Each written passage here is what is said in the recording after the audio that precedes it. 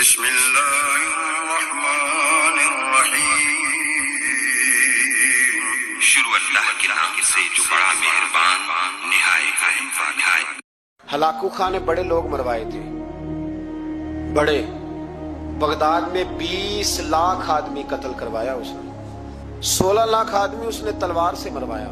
لوگوں نے نا زیر زمین تہ خانے کھودنے شروع کر دیے، 4 لاکھ آدمی تہ خانوں میں چھپ گیا اور چن چن کے مسلمان مارتا تھا۔ جب ہلاکو کو کسی نے بتایا نا 4 لاکھ بندے چھپ گئے، اس نے نہروں کے بند توڑوا دیے، دریاؤں کے بند توڑوا دیے، پانی زیر زمین چلا گیا، 4 لاکھ آدمی ڈوب کے مر گیا، 20 لاکھ آدمی مروایا۔ ایک دن ایک علاقے میں گھوم رہا تھا، لیمبو کھانے کا بڑا شوقین تھا، بازار میں گیا تو ایک لیمبو خریدا۔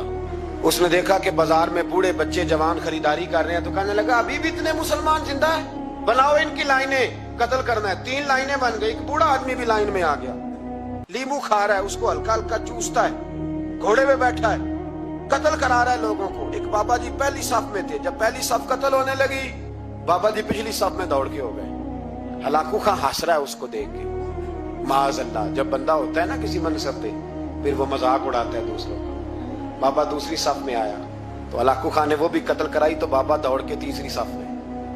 آخری صف کے کونے پہ جب بابا کھڑا ہو گیا نا تو سارے بندے مر گئے۔ بابے کو قتل کرنے لگا جلاد، ہلاکو کہنے لگا ٹھہر جا، کہنے لگا بابا تو تیسری صف میں آیا تھا، تیرا کیا خیال تھا بچ جائے گا؟ بابا کہنے لگا خیال نہیں، میرا یقین ہے کہ میں بچ جاؤں گا، میرا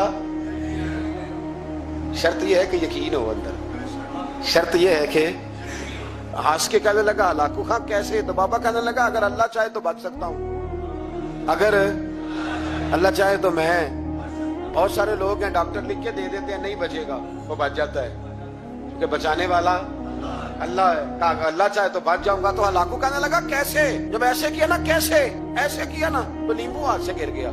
وہ بچے پلیئر نہیں ہوتے، وہ گیند گنتی ہے تو چھلانگ لگا کے پکڑ لیتے، بڑا گھوڑ سوار تھا، نیزہ باز تھا، چھلانگ لگائی لیمبو کیش کرنے کے لیے۔ کیسے تو کیسے بچے؟ یوں ہاتھ گھمایا، لیمبو گرا تو چھلانگ لگائی، نیچے جھکا، جب نیچے جھکا نا تو گر گیا گھوڑے سے، جو پیر تھا وہ گھوڑے کی رکاب میں الجھ گیا، گھوڑا ڈر کے دوڑ گیا۔